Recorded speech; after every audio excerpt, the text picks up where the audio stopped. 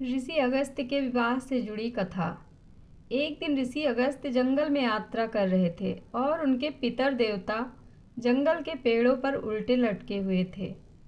जब उन्होंने उनसे पूछा कि इस प्रकार क्यों लटके हुए हैं, ऐसा दुर्भाग्य उनके पास क्यों आया, तो उनके पितर देवता ने उत्तर दिया, चूंकि ऋषि अगस्त्य का कोई पुत्र नहीं है, इसी कारण वह इस भयानक कष्ट भोगने के लिए मजबूर हैं। यह सुनकर ऋषि अगस्त्य ने उनसे वादा किया कि वह जल्द ही विवाह कर लेंगे। उन्होंने धरती पर मौजूद उन सभी चीज़ों को इकट्ठा किया जो एक अच्छे इंसान में पाई जाती हैं और एक कन्या का निर्माण किया। उस समय विदर्भ के राजा संतान प्राप्त करने के लिए बहुत तपस्या एवं जप तप कर रहे थे। ऋषि अगस्त्य उनके पास पहुँचे और अपने द्वारा बनाई गई उस कन्या को राजा को आशीर्वाद स्वरूप दे दी। उस कन्या का नाम लोकमुद्रा रखा गया। साथ ही उस कन्या का लालन पालन राजसी वैभव और ऐश्वर्य के बीच किया गया।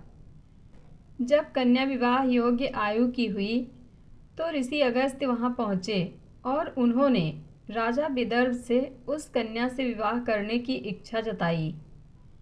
यद्यपि राजा विदर्भ ऋषि से बहुत डरते थे, परंतु फिर भी उन्होंने ऋषि को संकेत दिया कि वह अपनी पुत्री का विवाह उनसे नहीं करना चाहते। परंतु इधर लोकमुद्रा ने अपने पिता से कहा कि वह ऋषि अगस्त्य से विवाह करना चाहती हैं। पश्चात राजा ने लोकमुद्रा का विवाह ऋषि अगस्त्य से करवा दिया। चूंकि ऋषि अगस्त्य पहाड़ों, जंगलों और कटीले रास्तों की यात्रा करते थे और वे नहीं चाहते थे कि उनकी पत्नी इस कष्ट को सहन करे, इसलिए उन्होंने अपनी पत्नी को एक सूक्ष्म रूप देकर उन्हें एक घड़े में रख लिया और वे जहाँ भी जाते अपने साथ उस घड़े को ले जाते थे। भगवान शिव की इच्छा के कारण ऋषि अगस्त्य ने दक्षिण की यात्रा की और वहीं बस गए। हालांकि यह यात्रा बहुत ही दुर्गम थी, परंतु उन्होंने भगवान शिव का आदेश मानकर इसे पूरा किया। भगवान शिव ने ऋषि अगस्त्य को वरदान दिया था कि उनके घड़े में हमेशा पानी भरा रहेगा।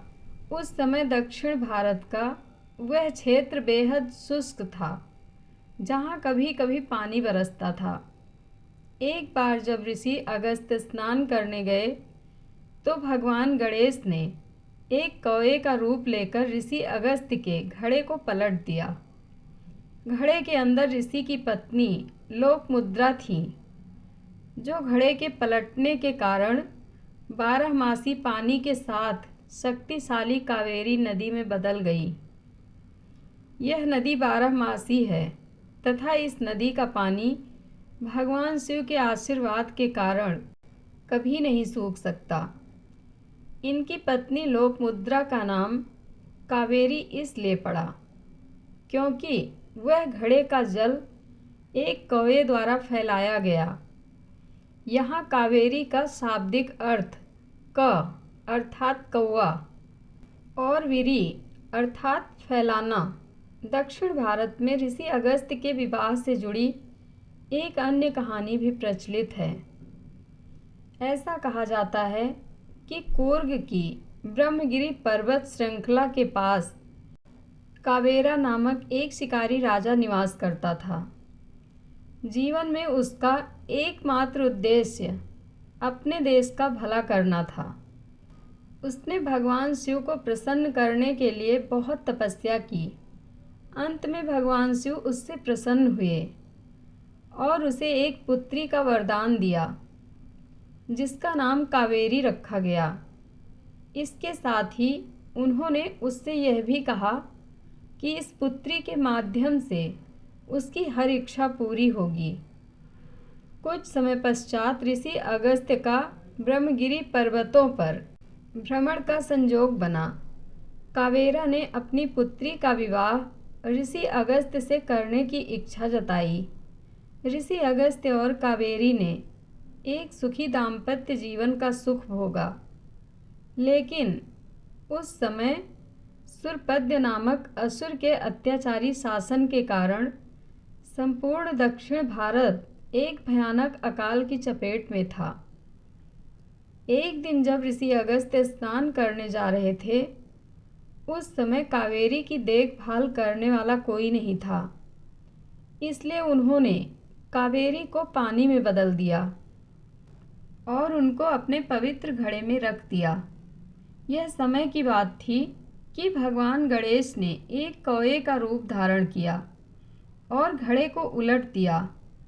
घड़े से जब पानी निकला तो उस जल ने एक धारा का रूप ले लिया और यह देखते ही देखते कावेरी नदी में परिवर्तित हो गई।